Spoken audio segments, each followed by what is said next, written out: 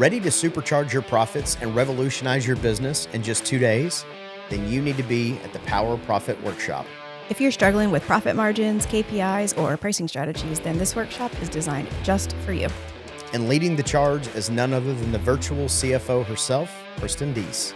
She brings the strategies, tools, and hands-on guidance to help you master KPI tracking, benchmark setting, and team accountability.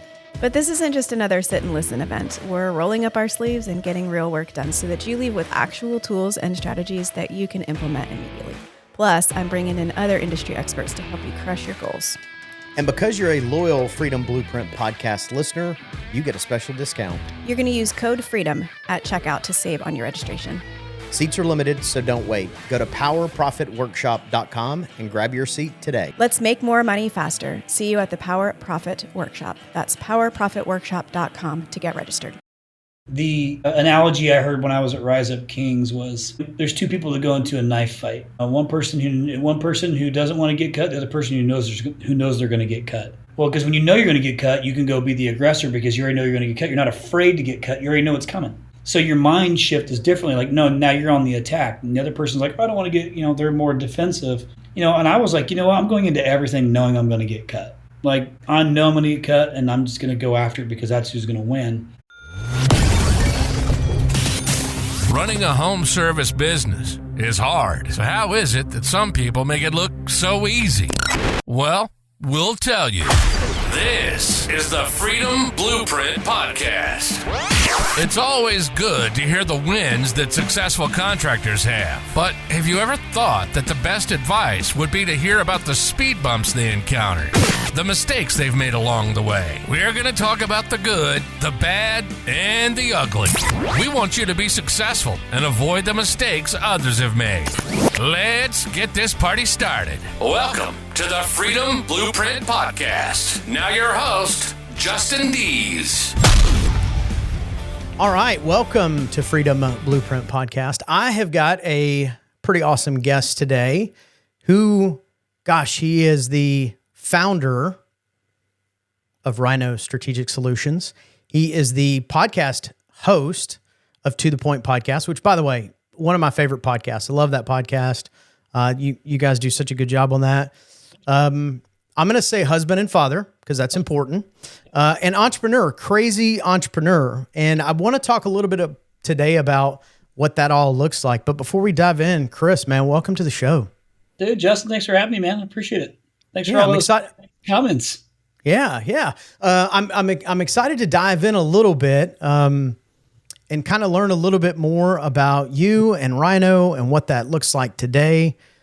Full disclosure, I'm a customer, so just going to throw that out there. If anybody's got any questions, they can certainly hit me up and ask me whatever they would like. But yeah, so Chris, tell us a little bit about the journey of getting started in the digital marketing space and then niching down to home services. I mean, I'm sure you didn't start out that way, or did you? No. I literally was just having this. We had a whole bunch of new hires come on board, and I don't normally hop on any of our new hire meetings, but basically I got a last second message from my wife who was supposed to lead that. She said, hey, can you spend 30 minutes with this new hire group and just tell them about the history? And I was like, what? Okay. It'd been a while since I don't usually make me a part of those. So I just kind of had this whole conversation with about 6 new hires. No, I didn't mean to get into the trades. It was just one of those deals where, I grew up, I think you know this about me, Justin, but I grew up from the Midwest, and I started the company in Indiana, which is where I'm from. And I grew up on a big corn and soybean farm, man. So I'm just was a small town guy. So when I did get into to start the digital marketing company, I did relate most with blue collar because that's kind of, I come from the country. It just was far more relatable for me. And I was more comfortable, talking to the trades. So, but it wasn't like I intended, it's just what I knew, and I didn't have any business plan. I was just like, hey, I need to make some money. And I made my parents super proud, Justin, you'll be happy about this. Cause I went to college for, 4 years to get an associate's degree, which takes most people 2, in criminal justice. and then I got a DUI. So like I screwed all of it up. So I messed all those things up. So I had to do a hard pivot to figure something else out. So, but you know what? The whole thing was when I started the company, I was like, man, there's some big businesses out there, but I'm the small guy. So I'm like, I'm gonna be like the marketing company for the mom and pops because that's who I'm gonna fight for, like the David versus Goliath story. Which is kind of interesting given the fact that I think that it's flip-flopped today. You know, I'm still like the fight for David, except I think we're Goliath. But, you know, it was just one of these deals where we had an HVAC and plumbing company that was a decent size who had some pull with one of the manufacturers. You know, Carrier Corporation's based out of Indianapolis, Indiana, and we did a great job for them. And they said, hey, this is like back in 2010. So like a minute ago. And it was like, hey, you know, we'd be interested in having you be a preferred vendor. Well, there's like, you know, me, my wife, and like one other person, and they want us to kind of come and be a preferred vendor of theirs for all their, you know, contractors and these certain distributors. And they're like, can you handle this kind of account? And of course the answer was yes. There's plenty of us. But at that point in time, it was still so early on in the digital marketing game for HVAC. And I thought, man, if we only focus on HVAC, like we should be the best at it. If we do it every day, we should be the best at it. And that's kind of set us down the path. And then, you know, it's all these years later, still doing the same thing. It's just kind of morphed into HVAC and plumbing, HVAC, plumbing, electrical, HVAC, plumbing, electrical, and roofing, HVAC, plumbing, electrical, roofing, garage doors. So that's kind of the path it's down now to where this behemoth is today. But yeah, man, it just started like at the end of the day, it was, you know, I really wanted to help these businesses grow. You know, you know, we coming from a small, you know, my mom was an entrepreneur, you know, we were farmers, like you learn all the things. And it was just something that I knew I wanted to be helpful and help people's businesses grow and impact their livelihoods and their employees and their families. And like, and that's still the way it is today. It's no different. It's just I get to do it at massive scale today. So that's the game, man. Here I am all these years later. There's a lot of in between that dash there. Well, I think what's interesting and so awesome about the industry that we're in is exactly what you said. It's as big of an industry as we're in. It's really small. Yeah. And it's one of those deals where, you know, the 6 degree of separation from our space is really more like 2 degrees of separation. So, but again, I think that had you not done a good job, they wouldn't have said, hey, you need to come help us out. So that's, you know, the proof's in the pudding, so to speak. Yeah, you know, and listen, it's not like we've certainly have gotten it wrong too. You know, like no matter how good you are, there's still a human being aspect to this business that you hope that they follow your system and process that you put in place. But like nobody loves your baby as much as you love your baby, and you know they can love them a lot, but not as much as you. And sometimes there's a miss, especially as the business gets bigger. You know, but the one thing you know that you can control still is what you do and your output, and hopefully your culture of your business. And you know, that way the best thing you can do is just say, well, listen, I've got like the best foundation and the right values in place, and I can just trust them to follow those things. And if they do, great. If they don't, well, then we have to figure out how to correct it. And, yeah, so I've had to learn a lot, man, over these last few years. Well, so mission's wildly important. And I like the mindset idea of that too, where you just kind of went, let's do this. Like we can be the best at that. And really all the verticals, even that you just said, they're all still home services. They're all still a technician crossing the threshold of a door. So I think it still all ties in regardless. That's great.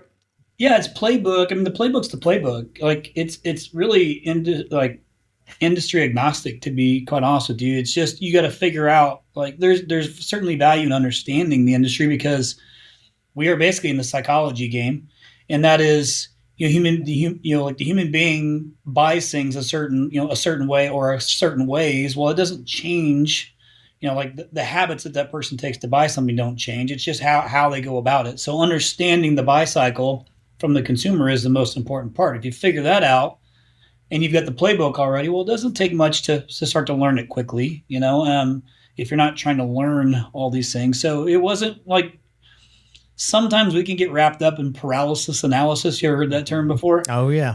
And my whole thing was like, send it. Like, let's just jump and then throw the parachute and pray to God the parachute opens, and I'll figure it out really, really fast on the way down. Build the plane as you fly it. It's a term that my wife and I use a lot. Build the plane as you fly. And that's my it's usually my saying. She's like, no, I'm a plan. She's a planner. I'm not a planner. I'm a same way. So it's got to be okay. So from a digital marketing aspect, part of the challenge I would think that you would face, besides all the regular business stuff, right? And making sure your culture is good and your mission and vision and all that kind of stuff, man, you're in a business of a moving target. It constantly moves. Like constantly. How do you even, and I'm not looking for specifics, but that's got to be a challenge to stay on the forefront of all that stuff. Yeah, you think about, as for your listeners that are listening now too, depending on where they're at, in their journey, whether it's, you're new, it's just you just have a few people, you're 1 million, you're 3 million, you're 5 million. It don't matter where you're at in the journey. We all go through it. It's just that I go through it with you, except I go with it through you and about 100 other people at the same time. So like, I have to carry that burden quite a bit. Well, I signed up for that. So it is my responsibility to find solutions. I picked the business and I chose to stay in business, and I chose to, keep fighting on behalf of the contractor to learn my business as best as I could to help them grow. That's the job. So, I signed up for it. But you're right. When people feel the pinch, you can guarantee I'm feeling that pinch too, because sometimes it's not a marketing problem, and there's an accountability problem too, and so we just need to know if we're truly going to work together. Is it a marketing problem, or is it a you problem, or is it a we problem? And then when we figure that out, then we work on the solution to one or the other. Like, that's being a good partner. And so I've just learned, Justin, like over the years, is let's not treat this like it's always marketing's fault, because that's not me you're not doing yourselves any favors, and I'm not doing you any favors by saying, the customer is always right, because the customer is not always right. And they need to know that sometimes. But that's an old school mentality. Yeah, that tide has changed for sure. Well, and it has to, especially in my role, because like to your point, it is a moving target. It's a nonstop moving target. And like, listen, I did everything in this company back in the day, from doing website builds to pay-per-click to SEO to social, all of it, like account management, listening to every phone call I did everything. Today, I'm not doing everything like that. Like, it's not scalable, but there's, 300 some odd people here at this business now. It's a behemoth, and we want people smarter than me in those positions. Like, I'm best at the top. We were talking pre-podcast, Justin, my new technically, yes, I'm founder. My new title is Chief Strategy Officer. Well, that's what I've actually spent the last 8 years of my life doing, is, the private equity world, or the brand consolidators, or if it's like some of our biggest, multi-trade, multi-location clients. Yes, that's what I sit and do. I sit and work through the strategy for them when they want to grow, 20% next year or whatever. Like, that's the stuff I love to do. I'm good at, because I've done it 17 years. I've been through the wave a few different times now, but that's the game, right? Like, my job, or the job of this company, is to grow these contractors, period. That's the game. I just make sure I take it a step further and say, well, let's make sure that that my team is actually doing their job of bringing in new opportunities for the contractor, but is the contractor holding up their end of the deal too? That accountability sets the tone for a different type of partnership. You're no longer just an agency. Now you're a true partner, because I'm not just lead, I'm also operations at that point. Yeah. So I'll tell you, just kind of putting my coaching hat on for a minute. There's a lot of times when I have sat down with business owners that are shaking their fist at their marketing company they're using, and you sit down and they're at a 35% booking rate. Like, it doesn't matter what you're doing. If your booking rate is that bad, that's your hole in the boat that you got to fix. Yeah, it's not anything else. Or if the answer to that is, I don't know what my booking rate is, then you can bet the problem is your booking rate. So that's a good point. Yeah, there's a lot of them that you go, okay, well, great. What's your booking rate there? I have no idea. Okay, fix that. Like, that's got to be step one before you start pointing the finger out. You got to kind of point it in. Yeah, and the drill too, especially when you're a smaller business. You probably are still answering the phone some, right? So like, when you're smaller, you'd be like, oh, my booking rate's great. Well, if it's you answering the phone and you're the owner, well, yeah, of course your booking rate, it should be great because nobody's more passionate than you and you know how to handle the call and take the call, but it's not scalable. So, but there's plenty of people, Justin, like who are big players. And I'll be like, hey, like, we don't need to do anything. We don't need to spend any more money right now. Like, let's just pump the brakes on the spend and work on the booking rate for this location because it's atrocious. Like, and here's the booking rate compared to the others. And like, that's the stuff that we need to know is, the dangerous part about, marketing companies is you have to trust that the information that they're giving you is correct. Because we're all making big boy and big girl decisions based off of that information being correct. And where I've done it different all these years than everybody else was I was willing to listen to every single phone call, like physically for human beings here in the United States of America that are my employees, listening to every single phone call. So that way I could remove the guesswork out of the way and say, okay, of the 250 leads, I'm using air quotes for those listening, not watching, leads that come through, how many of those were actually legit new brand new bookable opportunities for you? And what was just a repeat or referral business? Because to me, my job is the new business, not repeat and referral.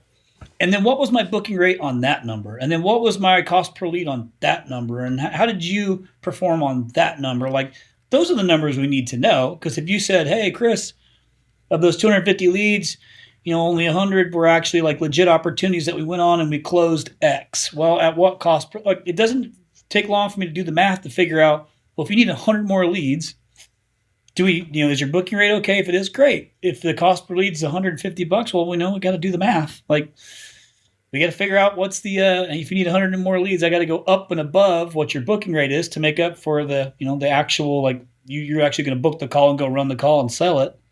It's just simple math at that point in time. But the numbers have got to be accurate. Now, the downside to that is if my team sucked on delivery, it is crystal clear like that they underperformed in 1 month. But you own it. I mean, you've gotten the luxury of working with some of our team. You got to work with Josh and some of them. Like, you own it. Like, you build so much value and trust in your relationship when you own a bad month because no one wants to own a bad month. But if you win 10 out of 12 months, like, that's how you keep tenure. That's how you keep your reputation going. But you got to do a good job. Like, that's the game. It is still boiled down to a numbers game. Yeah. So anybody who is listening, a couple episodes ago, we had Nicole on, and Nicole is for our business at Paradise and Navarre. She is our everything. And what we were talking about was the booking rate that her and her team have, and it's 80-85%, man. And really it's 85-90%. It's not, if it's under 85%, she's a little bit worked up. But that happens because like through the Ryno tracks, she's able to go through the calls and she's able to use that as a tool to train very quickly versus listening to every call ourselves and writing the notes. I mean, it is a really good tool, and it's a great accountability step from, like you mentioned, from a partnership standpoint. It is a good partnership standpoint because you're giving a tool for us customers to use in order to better their business. Yeah. I mean, that was the game, right? I just wanted to be different. Yeah. And the unfortunate part is for a lot of years, it put us in like a, not an apples to apples comparison. Cause some of the other marketing companies are sharing total lead volume versus what was actually truly should have been a lead. When that, to me, that's again, new bookable opportunity. Not every call, not every contact form that needs service is a legit new lead. It's just repeat and referral, but especially if you're in your good business, you should have a lot of repeat business. So yeah, that's all it was, is I just wanted to do it right. This kind of goes back to, my values of how I grew up. I wanted to be really clear that I did a good job or didn't do a good job. And that's how I knew how to do it. But there's a lot of people on that team, 70 some odd people on that call listening and reporting team. So I'm like, we're really close with AI to making it be very, very helpful for us. I'm guessing January, then we can do like real time, it's doing real time call analysis based off of how we're training it. That's going to be the cool stuff, but it's still too far away now. Like, there's too much, if there's 10% error, to me, that's too big of a gap. So you just have to use human beings until until it's actually ready. But we're getting so much closer. That's exciting. So let's shift gears a little bit.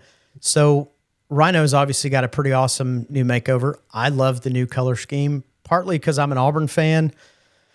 Sometimes not during football season, I'm not. Although at the time of recording, we did win against Kentucky last week, so I wasn't sure that we were even going to get 3 wins out of it. But I'm digging the new colors. So tell us a little bit about the new branding and what's new at Ryno. Yeah. So well, congrats to your boys getting it done. It's just one of those deals where you've been through this. It is. When you grow these businesses, like I told you, I didn't have a business experience when I was growing it. I learned everything by being in the business.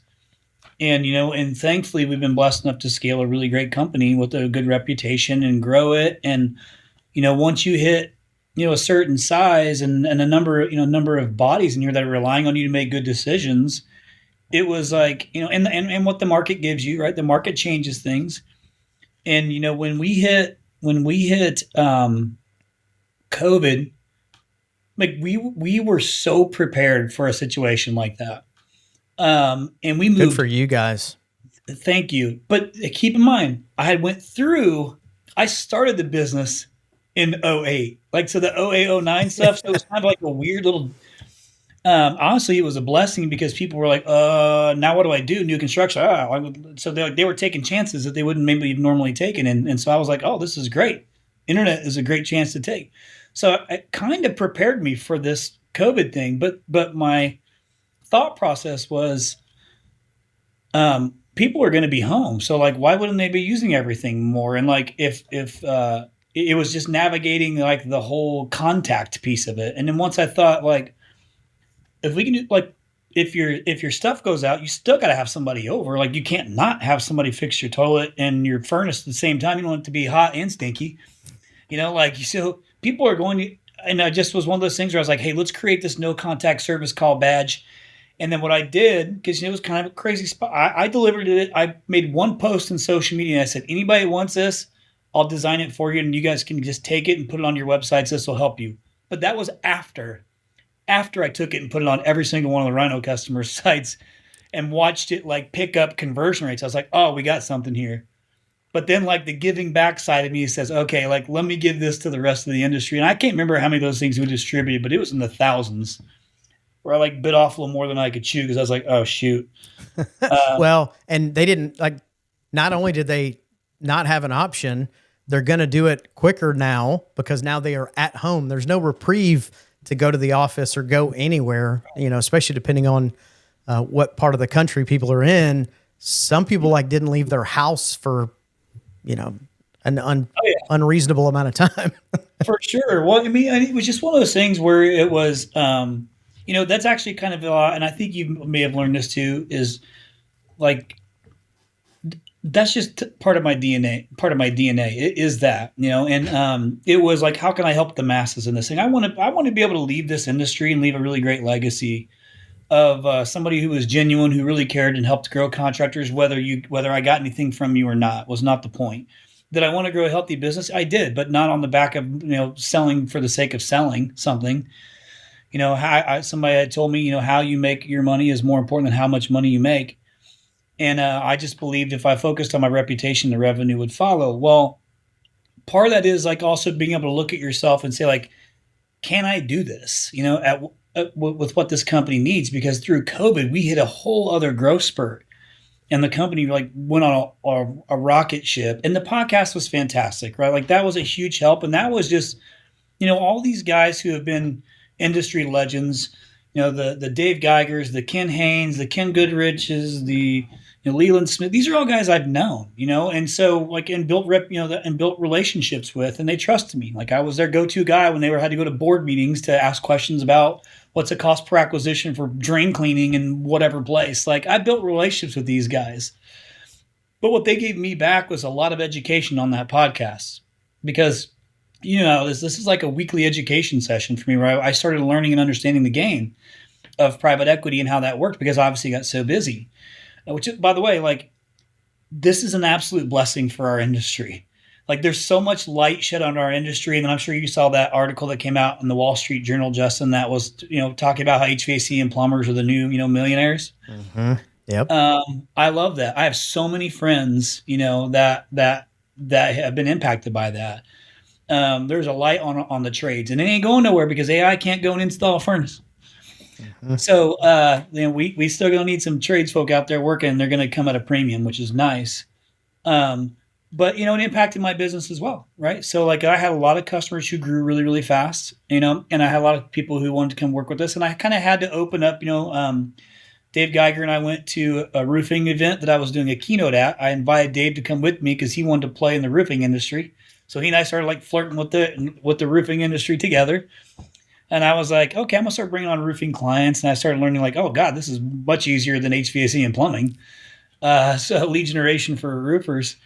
So, but the business really started to blow up. And then I was like, hey, we have a lot of employees. There's like 160, 170 employees. And I was like, man, that's a lot of responsibility. And I need to make sure, like, in order to actually give everybody the opportunity that they were telling me that they wanted, I was going to have to double the business. Well, I'm like, damn, it took me, 15 years to get to this size business. And so I had to make a responsible decision. And for those that are listening, my wife and I started the business, and she was basically all things back of house, operations, the financials, management, HR, all the things. And I was sales and marketing. And really she was the one that ran the business. If we're being completely honest, she's for sure the one who's the triple major, super sharp girl. But we had a conversation, and we're like, Kim, do we really think we can do this in a much shorter time frame? And the answer was no. We weren't equipped to do that. And not that I couldn't have figured it out, but that had been very irresponsible of me to try and figure it out. No matter how good or resourceful you are, I had to make a responsible decision. And thankfully, when we decided to go and look for a private equity partner, this was a growth play. It wasn't a cash out and leave play. I mean, obviously I'm still here, right? 2 years later now. But it was a growth play, and it was a very responsible decision. I needed to find somebody who had been through it, who understood how to scale it, but would agree to our terms, because, we do community service days every single month, like one Friday a month. Everybody in the company goes and does community service. That doesn't look great on a P&L. So, to an investor, unless you look at the company growth and the retention rate and their employee retention rate, then then you can make sense of the story. But we made a big decision. And the reason I chose the private equity partner I did, and we had 85 some that came to the table initially. It was incredible, the volume of people who were interested in getting into the home services space via Ryno. Well, one of my good friends owned Blue Corona, his name was Ben Landers. And Ben and I grew our businesses at the same time. I mean, Blue Corona started in 2007, just like Ryno started.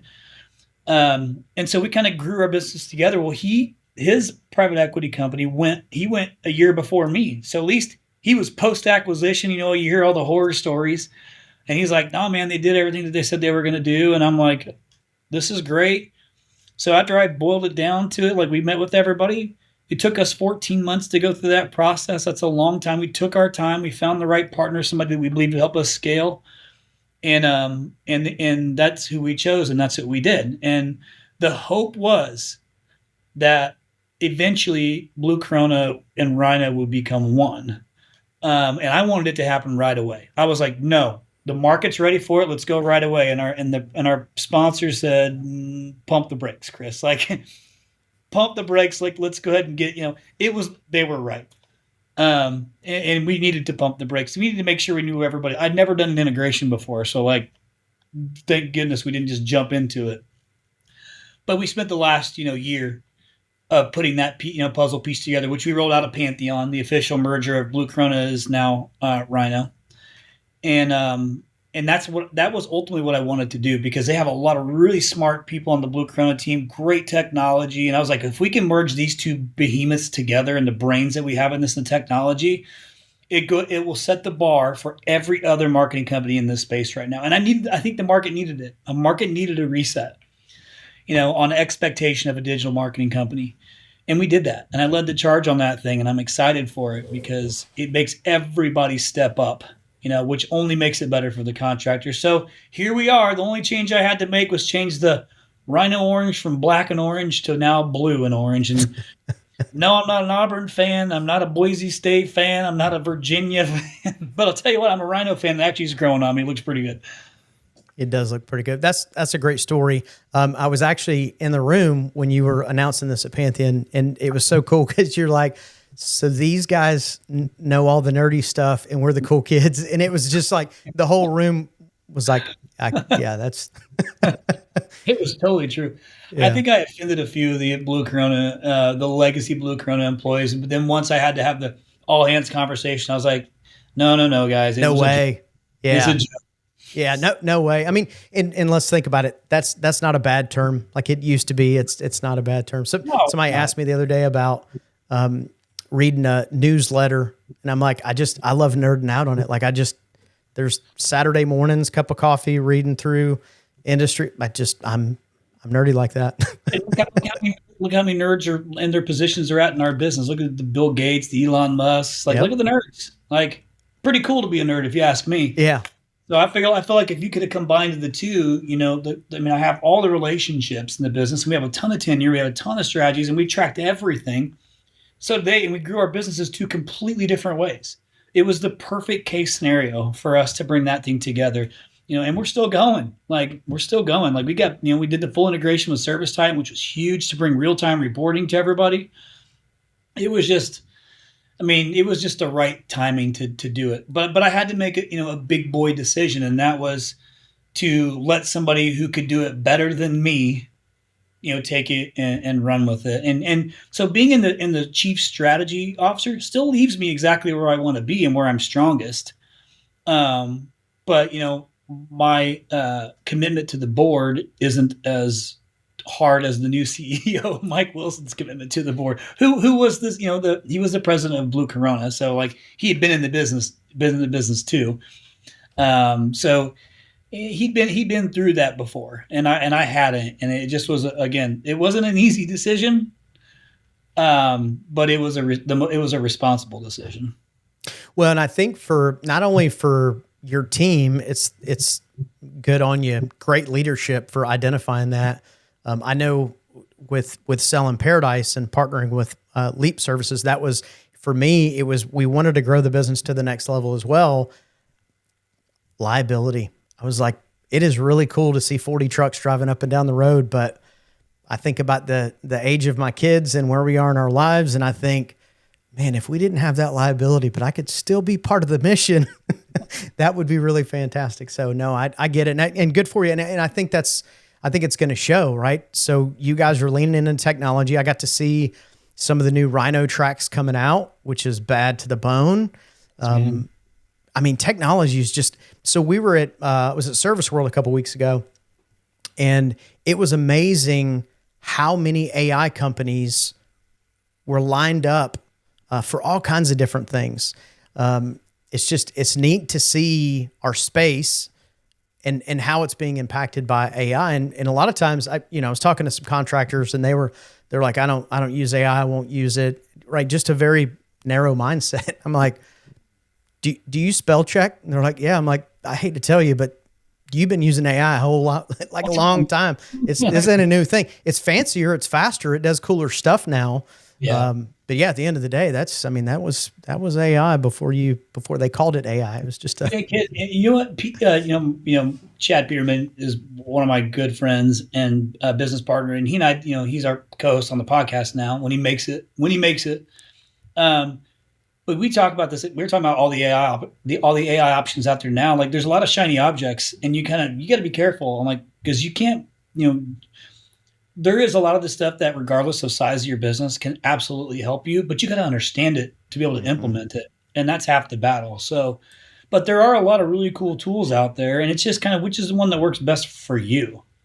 But AI is, it's a buzzword, but it's not new. It's been around a long time, and I think it's just different. Different softwares can help you at different times. I mean, geez, even if it's just somebody who's having trouble answering their phone, is an AI answering service the best thing for you? The best thing? I don't think it's the best thing, but it's better than what you're doing. So just different ways you can use it. And by the way, like if you can imagine, Justin, you probably will get this too. the volume of AI companies that come to me to want to be a strategic partner of Ryno, is crazy. Like I can't even, I never heard of some of these companies. I know some, but there's so many more that we don't even know that are trying to come and break into the space. Point being is that's only going to continue to advance, and these companies are going to advance. But don't, anybody listening, don't get caught off guard by all the shiny objects, man. Like if you find one, really try to understand the one and figure out who's actually going to implement the thing before you go and use it. Yeah, to that point, AI should be a tool in your toolbox.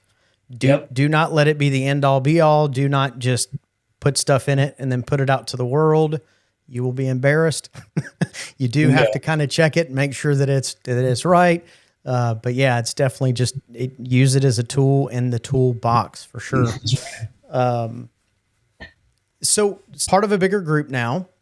One of the things when I reached out to you, I said, you had a podcast about kind of the valley that you went into when you made this shift. And that's why I reached out to you. Cause I said, man, I've been through that before when I sold my other company, because I sold and I walked away from it. Like, here's my check. I'm going to go hang out at the beach. And I went through like this really weird time, and it was hard to get anybody to kind of understand what was going on, because everybody was like, well, you just got a giant check. You should be happy. And it was like, well, purpose is probably the number one thing. And I don't know. I wasn't even involved in that business on a day-to-day basis, but I did miss my team a lot. So anyways, I wanted to kind of ask you about that a little bit. When did you realize that you were kind of in that rut a little bit? Like, what were some signs? Yeah, you know what it was? Our situation was a little different because I know you left, so that's its own thing. Like I think that might have even been harder on me, because if I wasn't busy, I'd have been in real trouble. Because you can keep busy your brain for a while and be on autopilot. At least I could. But it was, hey, there's like the first 3 months of just like figuring out how to run the business differently. And like sometimes it didn't even like really change the first 3 months. Like I still kind of did the same thing. And then it was, hey, we'd like you to step into this chief marketing officer role and be that over this company, these companies. And then we acquired another company, and then we had acquired another company. And I was like, okay, this is like kind of cool. Like I know I've not historically been responsible for just marketing and the marketing funnel as the board likes to see it, where you're tracking lead volume and like cost per lead, cost per customer acquisition, like all these crazy terms I didn't know. So there was kind of fun in learning how the board views their investment from a marketing perspective. Sales is sales. Like that's not difficult to figure out, but marketing, is measured differently. So there was like 6 months where I was like, this is fun because I'm learning, and I really enjoyed challenging myself and learning. And then having to be held accountable for those numbers to a board, and then figuring out how do you fit into a bunch of, Harvard, guys and Wharton School guys. And it's like, what you realize after a while is they don't know your business as well as you know your business. But they do know the numbers maybe a little bit better than you know the numbers. And that's scary.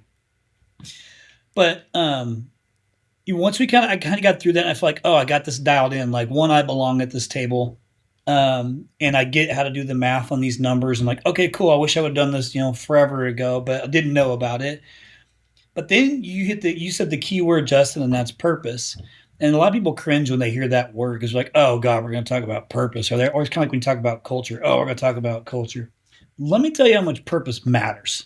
Yeah. Like when you lose it, when it's time to fight, you might not fight as hard. Like if you're listening to this podcast and you're a small business, and that could be the day where you've got no leads to run or no calls to run.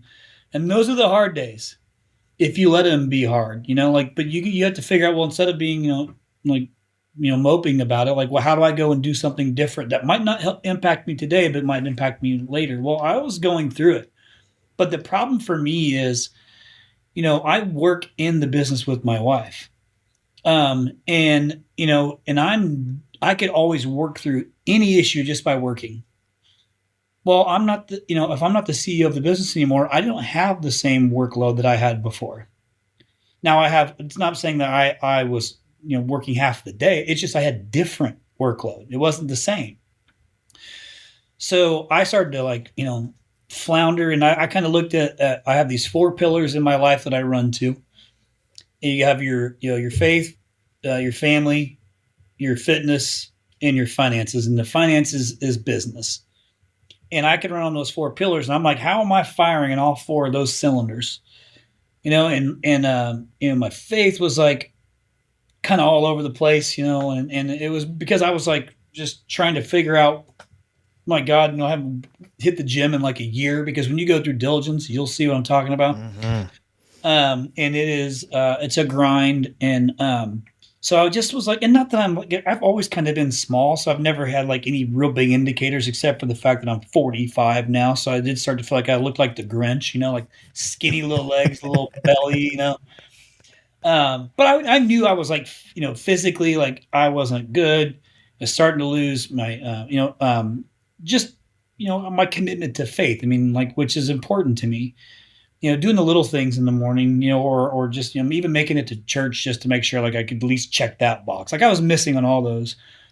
And then I've always been a really, really great dad. But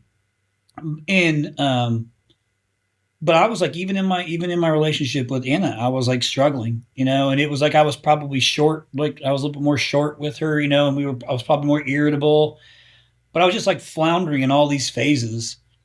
And then as far as the business goes, I didn't know what to work for anymore. Like I was like, because I was like, oh, it's all the people, all these people need me. Well, you start to realize like they do, but it's not the same. Like, because you can't make that call anymore. And so yeah, I was failing at all 4 pillars, and like that did not feel good. And so me and Anna had one weekend. It was like a Sunday. And we had a pretty gnarly blowout. And it was one of those moments where I was like, something's got to change. Like I can tell I'm not in a good spot. And she relies on me. My kids rely on me. The people in this business rely on me. The investors rely on me. Like all these people are relying on me. And I'm like just sitting over here floundering. And this is, again, another where you got to make another big boy vulnerable decision for yourself. Is I could have sat and complained about it. And it's like I have a financial problem. Like I don't have to work anymore if I didn't want to, but I do, because it's not about the money for me at this point. Like that, I checked that box. So I needed to reset, at 45 years old, I needed to reset. And so I literally got in on that Monday, and I reached out to this, the organization I went to. I'll throw it out there, a little shout out to those guys. It's called Rise Up Kings. And it is a faith-based, boot camp for business leaders. Like it's what it is. And so they said, we don't like the class was that Wednesday. It was in Dallas, Fort Worth. And they said, we don't have any openings. It's sold out. And I was like, I called them. And I was like, I can't. I was like, when's the next one? They said November. This is in like, I forget it was. I guess it's been August, September, October, in July, end of July. And I was like, November's not going to work for me. Like, I can't wait that long. And somebody like canceled canceled that afternoon, and I was able to pick up that spot, and I was in Dallas on Wednesday. And I just went into it and was like, I'm going to be an open book, both emotionally, and physically, like, because I was out of shape. This is a boot camp. Like, it kicked my butt because it was a boot camp. Like, you heard me say I hadn't done anything in a long time, and I'm out there running. It was crazy, but it was 3 days of a grind. But man, I came out of that thing like in beast mode, and I've been on it ever since. So I'm about 100 days post that event, and as I said in my podcast, like now I'm hard to kill because I'm back to like, you don't always hit all 4 pillars of your life. You certainly fall short. There's some days where I'm like, I tried to work out, but like I was working too much, and like, okay, well, I journal every morning, so I got to hold myself accountable. But I had to re-find my purpose in that grassy field in Dallas, Fort Worth. Like I had to re-figure out, like when shit is hard, I don't know if you could say that or not, I better bleep it out. If it's hard, if it's hard, then you got to find a reason to want to dig deeper. So basically I had to realign what my purpose was. And my purpose was to not build a business that you could sell. Because that was never my purpose until I realized, okay, I'm looking to find out a partner. That's selling your business. We can call it what we want, but that's what that is. Well, I had to reset because now it's not. I mean, yes, I rolled 30%, so I have a lot of money in the business, but that's not going to get me through the hard times. So I needed to reset everything and refine my purpose, and that's what I did. And again, that's a lot of decisions, Justin, that some people never get to it. And the business fails or they fail and you blame everybody else, but you didn't look internally and try and fix your own stuff. Well, I looked internally and fixed my own stuff because I had a lot of people relying on me, number one being my family and number two being all these employees, which then means all of our clients, people that rely on me in this industry. So I had to hit a reset, man. And I just decided to share it on that podcast episode with the guys that started Rise Up Kings. I thought, what, if somebody hears that story and it changes them, great. And it did. The volume of people that reached out to me from that episode was massive. It was so cool. And first of all, thank you for sharing. And when I heard the episode, I was working around the farm, right? I had my earbuds in and I was listening to it. And all I could do was go back to when I was in that stage. And I was like, man, I wish Chris would have made this episode 7-8 years ago. Cause I like you, I had to find a reset. It was not Rise Up Kings. I just had to kind of do some internal things, but yeah, man, it's not easy to own that. And then part of the challenge with being a business owner, and especially when you're a bigger business owner, is that you spend a lot of time with people coming to you for answers. Mm-hmm. And all of a sudden you don't have the answers. Yeah. And you're like, all I want to do is not disappoint the people that come to me for the answers. And that's just not, from a leadership standpoint, from a man standpoint, it's just a hard place to be. So, thank you for sharing that. And definitely Rise Up Kings is a fantastic organization. Yeah. And man, I'm glad to hear you're kicking butt and taking names though, dude. Yeah. That's awesome. Yeah, thank you. It feels good, but it's when you're in it, it doesn't feel like you can climb out of it. But it's, you just got to be okay with delayed gratification and know it's coming as long as you're willing to put in the hard work. And it was, what's interesting is I've learned, and I've had the same conversation with my kids is, no matter what you do, it's going to be hard one way or the other, right? Mm-hmm. I was having this conversation with my son who's struggles with his grades right at the beginning. He's 13. He's an 8th grader. He struggles with his grades right out of the gate. He forgets to do assignments and things like that. Well, back in our day, Justin, we had to wait till the report cards came out, so you couldn't see your grades along the way. But now you can see them. You can see them because they're always updated in the different portals. Well, this kid every time comes out of the gate and misses assignments. He's got D's, and then it's he's always working hard at the end to pick his grades back up, way more than he had to. Had he just done the hard work right up front. It's hard no matter what. So why not be hard and you not get in trouble versus it being hard and you're in trouble and you still got to fight for your grades? Because if you don't get those, you don't play football, and football's all he cares about. But that's a lot of life in general is it's going to be hard no matter what. So you choose which hard you want. And I just choose to do the hard work on myself now because, I'm able-bodied, but two, I have the wherewithal to know the outcome is much greater on what I want for myself than being man, this is too hard. I'm just going to sit this one out. And I'm not sitting it out anymore, ever. So I'm willing to do the hard work. You might drift. You might drift off the path. Well, you just got to pull yourself back on. It's okay to drift. Everybody does it. But you got to catch it. And that's also the hard work. Catch your drift and then get yourself squared away. So we talk a lot on the podcast from time to time about tactical versus strategic, right? And everything you said is that really falls into that. Tactical versus strategic is not only in your business, but it's in your life. Yeah.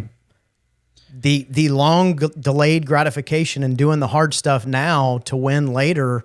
That's strategic work on yourself, man. There's some gold in them there hills. There sure is. You know what? It literally comes down to, because I know you like to talk about mindset stuff. Some people don't they just don't understand what that actually really means tactically. What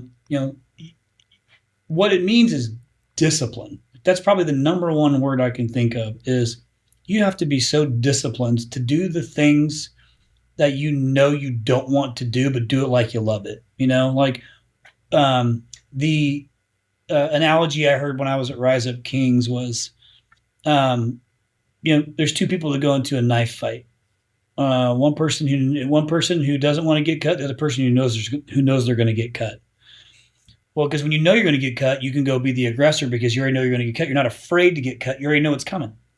So your mind shift is differently. Like, no, now you're on the attack. And the other person's like, I don't want to get, they're more defensive. And I was like, I'm going into everything knowing I'm going to get cut.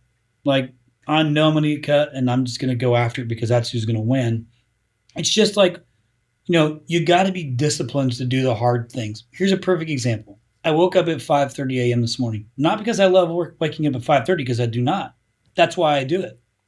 I immediately did something I don't want to do just to overcome my own brain, my own mindset right out of the gate. So 5:30 goes off, the alarm clock goes off, I don't hit snooze, I pop right up out of the bed. I never did that before, but it was just one easy little thing to set me off on the right path to start the day right off the bat. Do I make it at 5:30 every morning? No, I don't. But the majority I do. And the days I don't, I'm like, dang it. I slept till 5:30. I hit the snooze button. Damn it, I lost. Now I got to find another way to make it up. So I have in my studio, I have a giant banner up here and it says hustle like you're broke. And for me, that's always the mindset that I've always tried to kind of go after, anything, which, a lot of times when you hit a certain point in your life, it's hard to remember that because you're not broke. And, just like the strategic things, if you don't do that one little hard thing, no, it may not be the end of the world, but man, if you go after it with just that mindset of, I got to have that one more call, I got to have that one more sale, I got to have that one more, man, there's some really good things that can happen for you and your life and those around you. Worst thing you can do is nothing. Yep. Worst thing you can do is nothing. Worst thing you can do is complain, or make excuses. And sometimes it's easy to blame everybody else, or we have a victim mentality. But sometimes you should maybe stop and think about what was your part in this? Like, what was your responsibility in what just happened? Maybe there's nothing, but maybe there is something. And maybe it could have been, had I just done the thing, 2 weeks ago, I wouldn't be in the situation now that I'm moping about. So like, I think it's a lot of times we need to look at our, where do we take responsibility? Because too often I think we probably shed off responsibility and use the victim card when really we shouldn't. And that will crush your mindset. So because it's easy to blame somebody else, but there's no move forward in it. Love it, Chris. Love it, man. So glad that you came and hung out with us today. I know you got a ton of stuff to do. So any kind of closing thoughts you want to leave with the audience before we call it good? Yeah, man, I'll just say this. Well, first off, Justin, I appreciate you having me on, and I appreciate you guys being a client of ours too, and just what you're doing. Anytime you're doing something like this in the industry, this is a very thankless thing in a lot of ways too, because it requires a lot of effort, and time to put it out there just to help others. So I really respect you for doing that. My 2 cents would be this: for anybody that's listening right now, again, regardless of what size you are, you're in the right place, because the trades business right now has never been more popular. Right? There's a lot of opportunity for you, far more than there was a decade ago. A lot of opportunity for you to keep growing and scaling these businesses. And, as the private equity world, continues to grow and scale, there's a lot of good that can come in that for you who are still privately held businesses too. A lot of you are probably privately held businesses. You're going to find some great talent. You're going to find some great talent that comes out of some of these private equity things who just want to get back to building the basics of these businesses, or kind of getting back to the smaller businesses and being a leader that doesn't have a private equity lurking over their shoulders or looking at watching their numbers, but they still love the trades. I think these next few years are going to be really, really great years for the trades. I really believe it, and again, I hear everybody from every different position and these, of all sizes. And I just feel like, man, there's a really good buzz around the trades right now. Through COVID, we became order takers. Then last year we had to get back to figuring out how to run businesses again, and the blocking and tackling, and and actually running a business and trying to earn some opportunity again. Do I think it's going to get easier? No, I don't think it's going to be easier, but it certainly is. There's going to be plenty of opportunity for you to keep growing and keep working on yourself. But I'm telling you, you keep listening. There's so much material out there. There's so many places you can get educated to learn things, to bypass any hurdles in your business right now, like these podcasts. You have so much at your fingertips that these guys before you never had. It's just how you choose to use it. And, you don't blame that you're busy being busy, right? If you make time for the things that matter, and what matters is you continuously growing yourself. The better you are for you, the better you are for anybody that's in your business, the better you are for your family and your employees' families. So just remember to make the time for yourself to constantly get better. Man, good closing thought. Chris, thank you so much for coming and hanging out, man. Yeah, I appreciate it, Justin. Thanks for having me. You've been listening to the Freedom Blueprint Podcast.